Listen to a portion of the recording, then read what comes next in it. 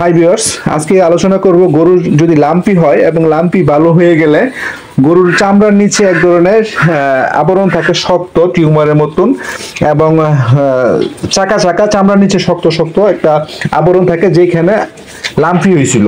তো এই চামড়ার নিচে এই লাম্পিযুক্ত স্থানে লাম্পি ভালো হয়ে যাওয়ার পরে কিন্তু এই আবরণটা শক্ত আবরণটা কিন্তু 1-1.5 বছর পরও শক্ত থাকে, ভালো হইতে চায় না। তো এই সমস্যার জন্য আমি হোমিওপ্যাথি 2টা ওষুধের নাম বলবো। আপনি কিছুদিন সেবন করে এলেই গরুকে অবশ্যই এই সমস্যা থেকে সমাধান পাবেন।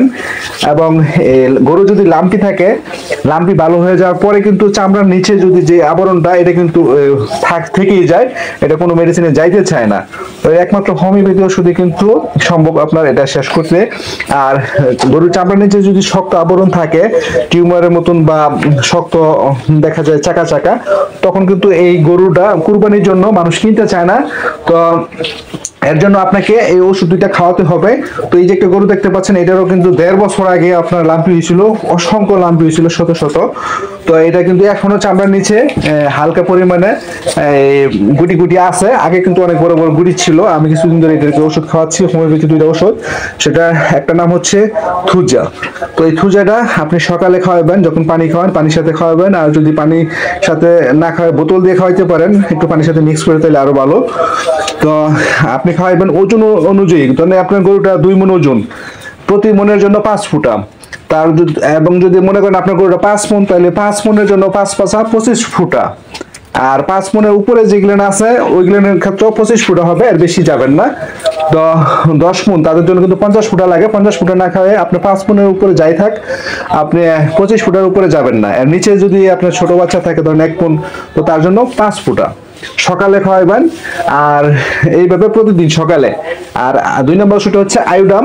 তো আয়োডাম এই ওষুধটা পাওয়ারটা হচ্ছে 200 পাওয়ার। তো এই পাওয়ার হবে 200 পাওয়ার। তো এই 200 পাওয়ারের ওষুধটা আপনি একই নিয়মে 5 ফুটা আকারে ওজন অনুযায়ী খাওয়াবেন। আর আপনার গরুটা যদি মনে করেন যে 5 মণ ওজন হবে, তাহলে আপনি 5×5 = 25 ফুটা। তো 5 মণের উপরে যদি 10 মণ থাকে, 8 মণ থাকে, তারপর কিন্তু এই নিয়মটা 25 ফুটের উপরে যাবেন না। 5 মণের নিচে যেগুলো আছে, তো সেক্ষেত্রে প্রতি মণে 5 ফুটা। এইভাবে আয়োডামটা খাওয়াবেন বিকালে পানির সাথে, অথবা বোতলে একটু পানি নিয়ে পানির সাথে মিক্স করে ডাইরেক্ট ওষুধটা খাওয়াবেন। আর হোমিওপ্যাথি ওষুধের দোকানে পাবেন এই ওষুধ 2টা। পাওয়ার হবে 2টা ওষুধের 200 পাওয়ারের। তো কিছুদিন খাওয়াবেন, খাওয়ানোর পরে আপনার যদি দেখেন যে আপনার এই সমস্যার সমাধান হচ্ছে না বা অল্প পরিমাণে রয়েছে, তখন ওষুধের পাওয়ারটা একটু বাড়িয়ে দিবেন। পাওয়ার বাড়িয়ে দিয়ে 1000 পাওয়ার নিয়ে আসবেন। তো ওষুধ বাংলাদেশিটা প্রথম খাওয়াইতে পারেন, এর দাম একেবারে অল্প। আর যদি আপনার চিন্তা করেন না আমি বাইরের ওষুধ খাওয়াবো, তাহলে আপনি বিটি ওষুধ আছে, জার্মানি ওষুধ আছে, ওইগুলি খাওয়াতে পারেন। ওই ওষুধগুলির দাম প্রচুর। তো 30 মিলি শিশি আকারে পাওয়া যায়।